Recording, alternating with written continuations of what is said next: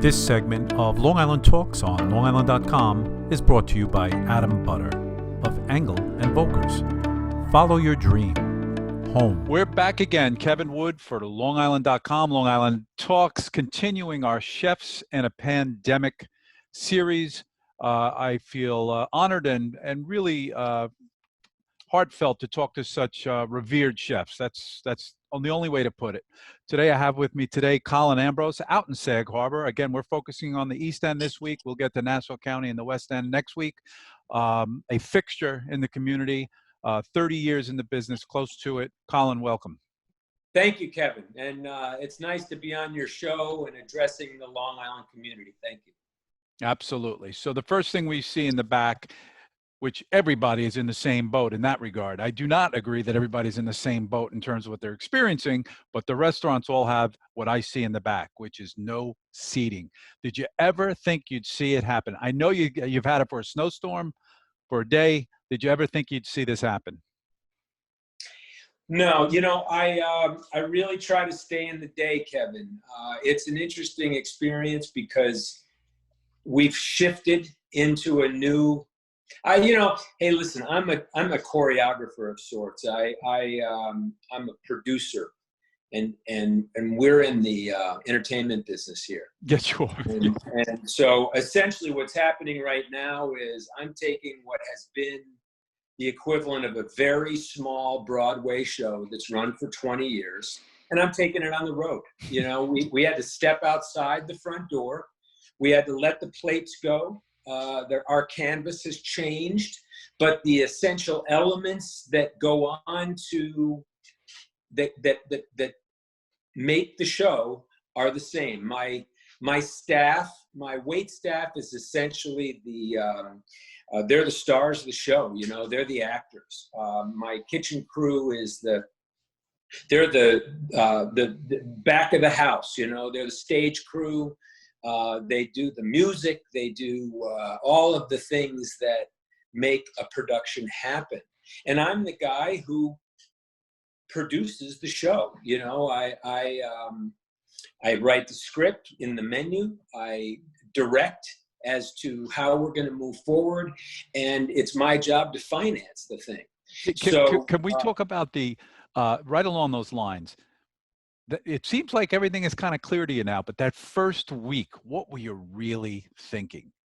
I was thinking, okay, so thought process went like this. Number one, my people. Very nice. I didn't understand what this thing was going to mean, but I wanted to make sure that the staff at Estia's Little Kitchen was safe and healthy. Without their health, we really couldn't move forward, and we had to establish that. Now, we're talking March 11th, and at that moment in time, the word on the street was there was a 5 to 7 day clearance period where if you had contracted this thing, it would express itself in 5 to 7 days.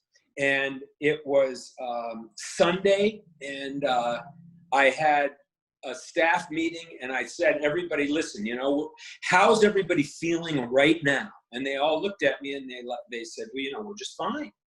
And Sunday's my biggest day of the week. So everybody on the staff was here. We had served 270 people in our 37-seat restaurant from 8 a.m. to 3 p.m. So everybody was feeling good. We were on rhythm with what we need to do in order to stay in business. I said, listen, I want to take a step back and remove you guys from the zone. I want to take you guys out of contact with the customers.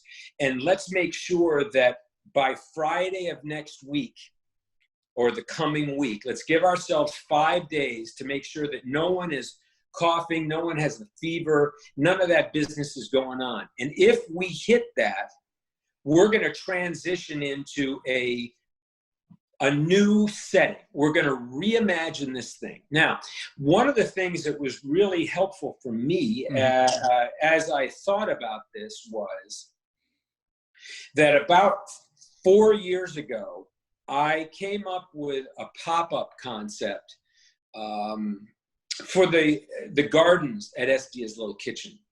Now, I don't know if you know much about the way that we've done business over the last 20 years, but this has been a breakfast, lunch, and dinner concept where dinner really only expresses itself in the summertime and on the shoulders. You know, we generally open around Easter on Friday and Saturday night for dinner, and we'll stay with that rhythm up until, you know, almost Memorial Day. So, you know, mid-May, we add Thursday and Sunday nights. So we do dinner 4 nights a week, but we do breakfast and lunch 6 days a week.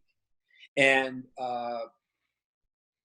after 15 years of that regular programming here, I had people coming to me for work, and I thought, you know, what if I create a garden-only program where we have a very limited menu and we only serve Monday, Tuesday, Wednesday nights in the garden, and we'll call it Estia's Hot Burrito.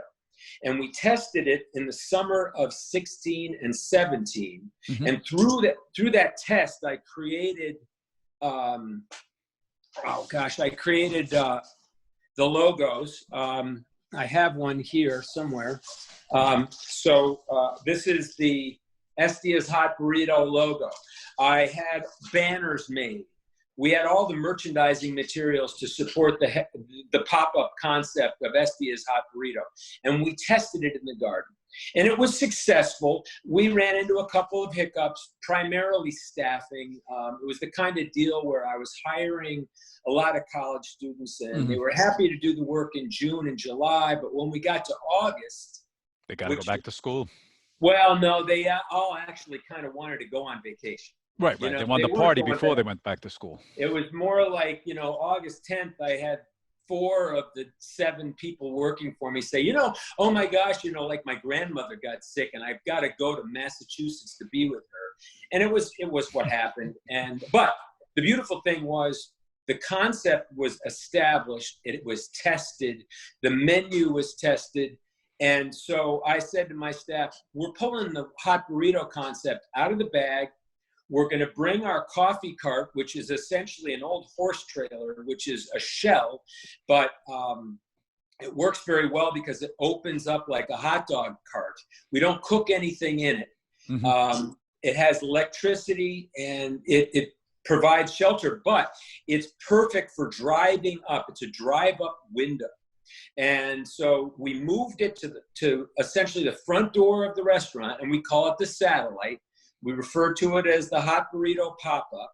And the menu that we're now working off of is at about half of what I generally work. So you were halfway there, right? And we have all of the mechanics in place. We just took the show on the road.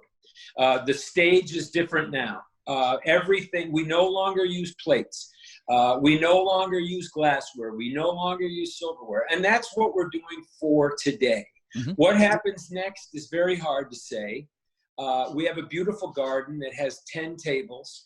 I have 10 tables inside the restaurant. And from what I understand, the zoning allows me to move outside if I'm not using inside. Okay. So the next, you know, scene in this play will be taking the to-go concept, which the Hot Burrito Pop-Up is working. The people roll up, they get their bag, they get their drinks, and if they choose to use my garden and picnic there, I'm going to do my best to make sure that they have a nice time. I'll follow up with them out there as best that the law allows me. The nice thing about the garden is the tables are very large and they're spaced out a lot. I mean, they're very far apart from each other. So I've got a fallback plan that should carry me cautiously through the summer. It's certainly not going to work on rainy days. The pickup concept is working today. My staff is fully employed. I'm very proud to say that I haven't lost anybody. No one's had to go on. That's unusual, I have to tell you. Kudos. Well, thank you. I want to ask you, is there talk about changes in the local zoning or laws going forward to help with businesses like yours? In other words, relaxing outside dining seating arrangements. Have you heard anything about that? No, I haven't heard, and I'm really trying to focus on the day. You know, I over the last 10 years or so, my psychology has changed. I'm not the plate throwing maniac that I once was. There was a time, I've done 6 restaurants over the last 30 years, and there was a time where I know was exactly aggressive. where you're going. You've become less reactionary. Yeah, I try very hard to stay in the day. I try very hard to find peace within where I am right now. And so the best thing I can do is let these kinds of things come at me and not respond quickly. I have attorneys who represent me. We've been working for a long time on trying to establish exactly how I can use the outdoor seating. And I've been told many times that the way that we're set up right now, if I do not use my seats inside, I can use my seats outside. I have zoning to have 37 people in service at a given time. Gotcha. Now, what in service is going to mean is the next question. You know, right. Is takeaway? Are we going to give people access to our bathrooms? I believe we are, but the health department's going to tell me about that. Right. You know, if I have to stay with the to-go programming and never use my plates again, well, that's going to be tough, but I've got to make lemonade out of that. You know, I don't know how it's going to happen. But it sounds like wisdom is may be sold. I may have to sign them. I don't know. That's a good idea. Sounds like really you're catching a little bit of wisdom too. I like that. As I get older, I find myself doing the same thing because you know what? You deal with human beings, you can be reactionary. So this year is the year where I've said, you know what? Shit happens. Get over it. Interesting for type A personalities to adopt that. I think we have that in common. Let's talk about your menu today. Give me the highlight of what you love to do and what people really, really are drawn to. Oh my gosh! Well, you know, I love to cook in the daytime. I love to be in service in the daytime. I love it. I love the crowd. We have some regulars that have been supporting us for 30 years, you know, and I love seeing them. That to me tells me that we're doing the right thing. Oh, that's heartwarming. Yeah. What we also do in many cases is we name some of our dishes after the people who have been regular customers with us, that have kind of been involved in the evolution of the dish that they're so crazy about, and then other people get crazy about that dish. So, you know, we do simple things like we have a dish called Isabel's Request, and that's a 30-year-old effort on my behalf. And there's a woman named Isabel Carmichael from Amagansett who arrived in Amagansett at the same time I did in the spring of 1991. And she was going through a transition in her life, and we both had children.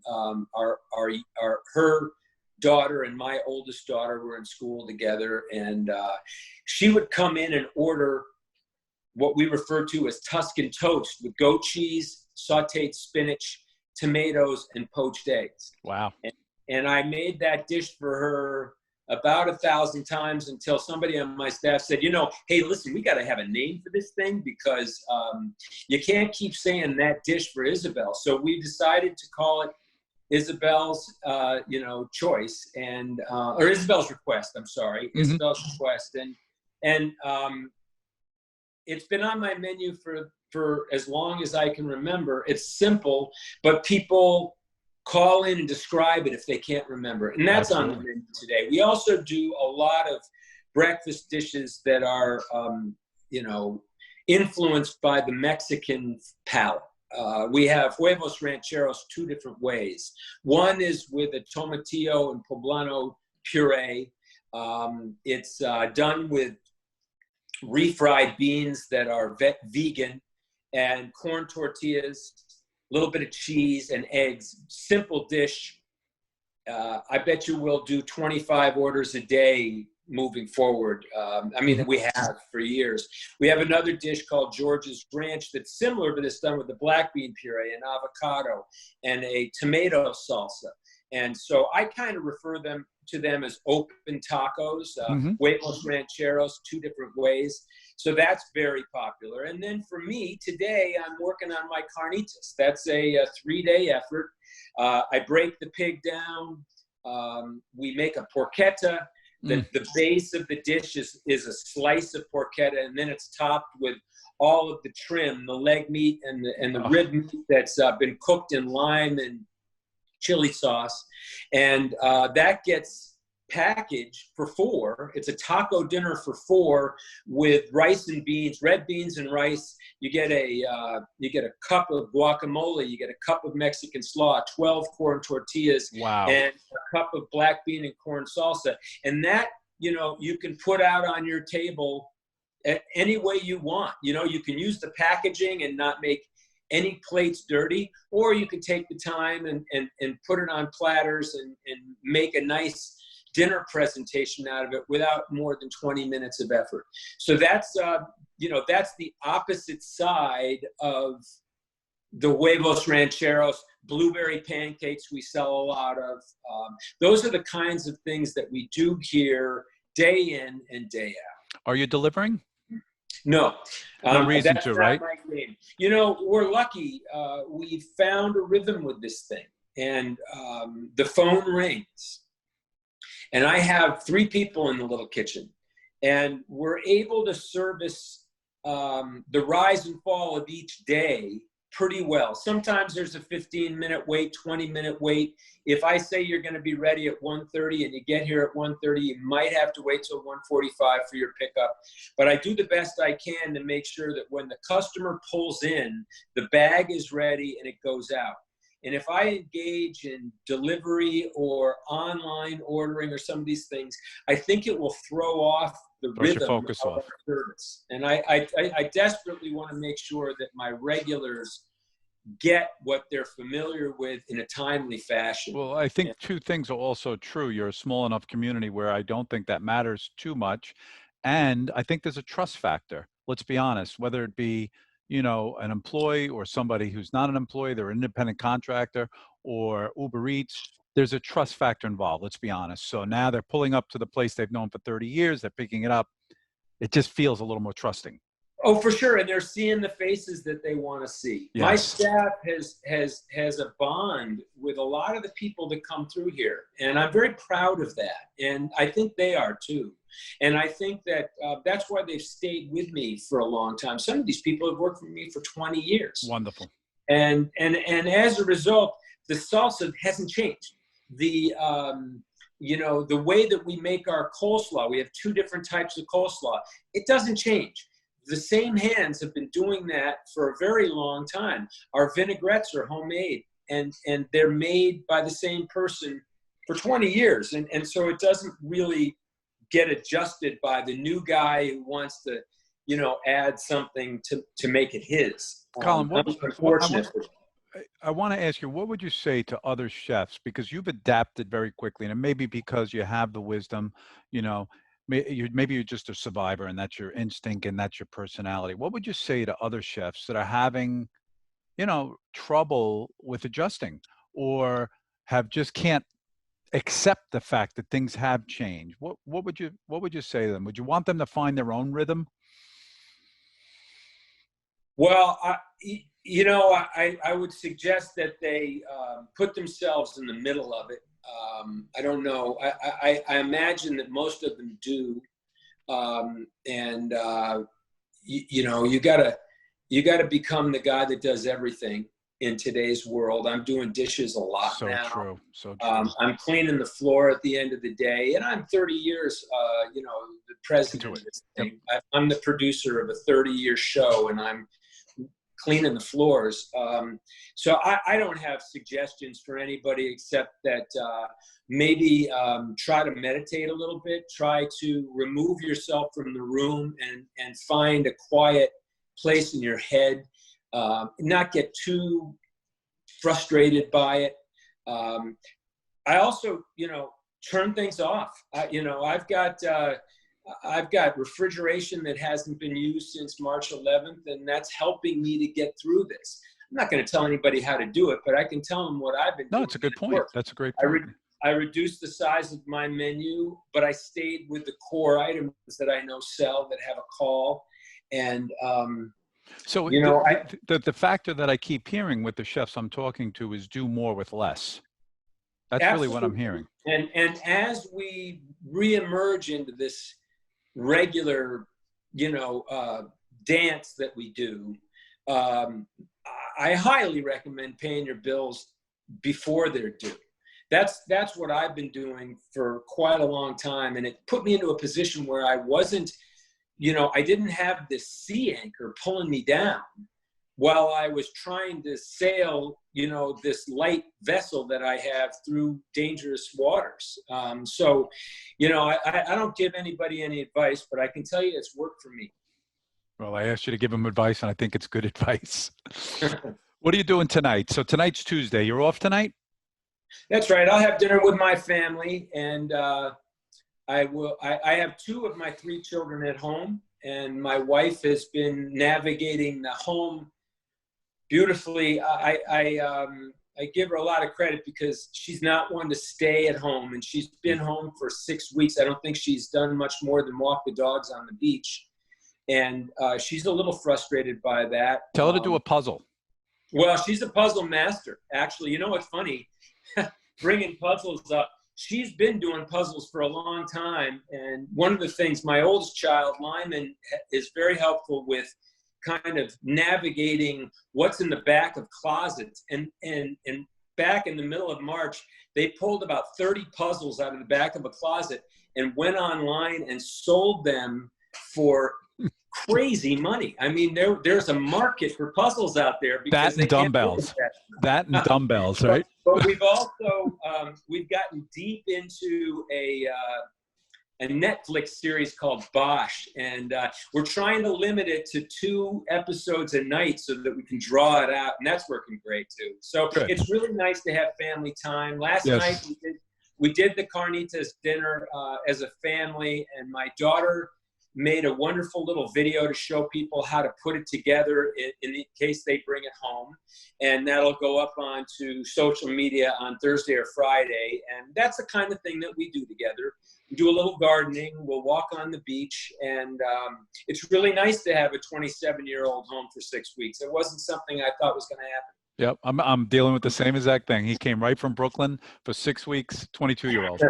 And I have a 21-year-old who's just finishing up her junior year at Denison, and she's doing it remotely. So she spends a lot of time in her part of the house online with her friends and studying and taking courses and writing papers. And it's been a struggle for her. I feel for her because boy, that junior year in college, you could never imagine being pulled out for the spring semester.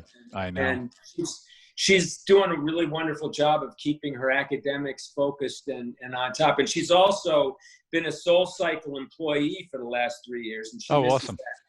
That's cool. A tough thing because that business isn't going to bounce back quickly. And she really, really enjoys it when she's home. Is there anything you'd like to say to your customers at this point, over the last 6 weeks and going forward? It's been 30 years, but it's been 6 weeks. Anything you want to say to them? Yeah, well, I would. Thank you. It's just been an honor to serve them.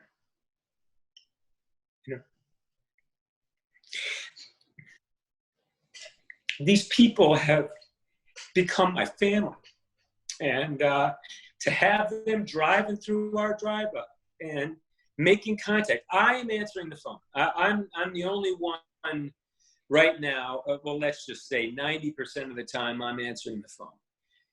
And I'm doing that because I want to have direct contact with them. I love the people that haven't tried us before that call and say, what's in a turtle roll? And I have to explain to them that it's our version. It's our kind of Mexican version of California rolls. But it's when,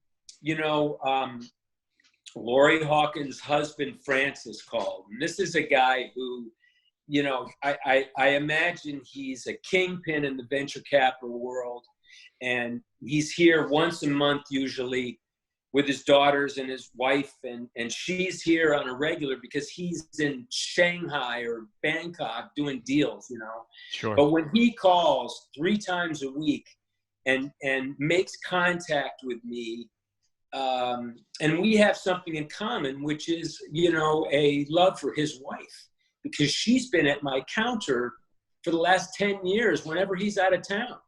And she knows what she likes here. And I've gotten to be friends with him on the phone because of this virus. It's Amazing. Wild, the kinds Amazing. of things that are happening. And that's one guy. And there's 100 people like that. You know, we served 340 people on Sunday. And through that experience, I've got people making contact with me where I knew him as the guy who liked A's Pop, or the guys who liked the Huevos Rancheros, but I never really knew that it was Rich or that it was Pablo. These guys now, I'm starting to know their names, and I'm starting to know what they want, and because I'm the waiter now. Who would have thought? You know, I'm the one taking the order. The order then gets written on a bag. It gets handed off to the person that works the register, who then hands it to the person who's expediting in the kitchen and putting everything in the bag. We're making cocktails in ball jars. 3 only, you know, mimosa, margarita, Bloody Mary. Smart. Yep. 16-ounce ball jar, sealed, locked down, and shipped off. And you know, that's a new thing. That's a new song in our production. Yes, and, it is. We're really lucky that, you know, I'm hoping that the next thing that happens, I love what our governor is doing. I'm behind him 100%. He's got the toughest job in the state. The president has a fucking crazy job. I don't know how he sleeps. I'm not gonna comment on his business because I'm just glad I'm not doing it. You know, I mean, he's a kind of wacky guy, but, we've got to get him involved in looking at the food world a little bit and getting the big 3 out of the way so that our local farmers can start to sell us chicken and pork and lamb without having to ship it to Connecticut and bring it back here. And this is the window. Slow food can get involved. This is the window to either establish slaughterhouses out here or allow the farmer to do what they know how to do and sell directly to the trades out here, because we're coming up on a confluence of the major producers in this country are about to hit a point where they're not going to be able to supply the demand because of the COVID issues. That's right. And the local guys are in a position to help us out. But the laws right now suggest that we're not ready to do that. And if our lawmakers can pivot and deal with the USDA rules the way that Governor Cuomo dealt with the liquor laws in this state, right? The local brewing. We have a chance to make a difference with the farmers and the people who are closest to us that should be able to sell us their product directly. That is an incredible point. I have a pheasant farm up the street, not 700 yards from here, and he can't sell me a pheasant unless it's been shot by a hunter. Now, how crazy is that? Yeah. You know, but that's a dream for me, is to hear that I can buy from the local farmers directly. And I'm hoping that happens. But, for right now, at least I can make a Bloody Mary for you and send it home in your car and trust that you're not going to open until you get home. But that's not my business. Well, Colin, you seem like a real salt of the earth guy. I'm sure your customers know that. I'm just meeting you for the first time. I've absolutely enjoyed our talk. I wish you well, and thank you for being on your day off, doing this talk with us. I hope it. Well, I hope it helps to get out what you've been experiencing. I'll bring your attention to the photograph behind me. That's my photograph from the Teton River in Idaho. 4 years ago, I started a project called the American Rivers Tour, and it's an online media component that you could look up. It's a .com, AmericanRiversTour.com. And I'm really glad I did it when I did it, because I had a chance to pull out and I fished. I made 17 videos on rivers across the country, cooking over fire with chefs, fishing those rivers with chefs. And each document has a recipe that goes with it. And these things are, I'm reflecting back on it now on a regular basis. And I'm not only proud of what I did out there, but, you know, I'm not going to be doing that anytime soon, except for fly fishing for striped bass around here, which I am going to engage in any day now. But I won't be going to the Teton River in Idaho anytime soon. So I'm proud to tell you about it. And I hope you get a chance to look it up and join me on the rivers across the country. I absolutely will. Wow, Thank you. such a learning experience talking to you. Thank you. And I say that on behalf of all your customers, I think, and anybody that hasn't tried you. That's Estia's Little Kitchen. We're here, LongIsland.com, Long Island Talks, talking to chefs in a pandemic. I hope you'll agree with me that Colin Ambrose today is a fine example of what chefs are doing to get through this whole thing. Thank you, Thanks, Colin. Kevin. Really wonderful. And thank you, Long Island. Thank you, Big sir. deal. I love serving you. And we all do. We all, the whole community, you know, you've talked to a lot of chefs, and every single one of them benefits from the community and the support that we get. So thank you. They love the challenge, and you exemplify that more than anybody I've talked to so far. So thank you. Thank you. Have a great day. I'll catch up soon.